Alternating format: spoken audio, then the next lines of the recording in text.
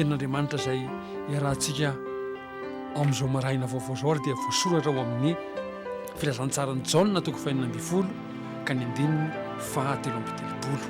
izay mivaky toy izao amin'ny anaran'i Jesosy manao hoe izany teny izany efa nolazaiko taminareo mba hanananareo fiadanana amiko aty amin'izao tontolo izao no ahitanareo fahoriana nefa Matokia izaho efa naharesy izao tontolo izao. Vavaka isika. Alleluia. Jehovah Andriamanitra tompo tsy toray masina tsara indrindra velona mandrakizay any an-danitra. Andriamanitra tsara sady mpanaony tsara tokoa ianao. Andriamanitra tsy mana-tsahala tsy mana-paharoa. Ianao n'Andriamanitra rainay amin'ny alalan'i Jesosy Kristy tomponahy. Ny anaranao no terahinay sy asandratra omenay voninahitra tompo amin'izao maraina vaovao izao. Aminao ny anakinanay ny fona sy ny fanantenanay amin'ny atokana amin'ny fahoriana izay iainan'ny olona ety ambany masoandro satria andro mahory tokoa izao vanim-potoana iainanay izao. Ny anaranao Jesosy no antsoinay satria ianao nefa naharesy an'izao tontolo izao.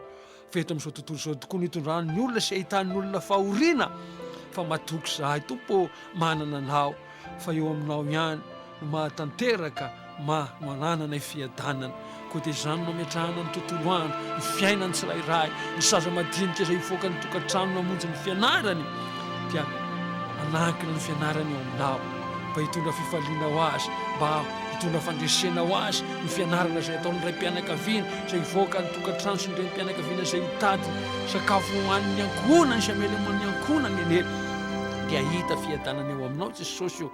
Alleluia. Ka ianao niditra nitsehatra hampandresy ady amin'izany ady-piainana izay atrendra ireo izay marary eny amin'ny hôpitaly na any amin'ny tokantrano any ka manakina ny finoana sy ny fanantenany aminao dia ianao ilay Jesosy hampandresy azy amin'izany aretina izay mangetra sy mamatotra ny fiainana izany ka hahatonga azy ao amin'ny fandresena ho amin'ny fiainana mandrakizay.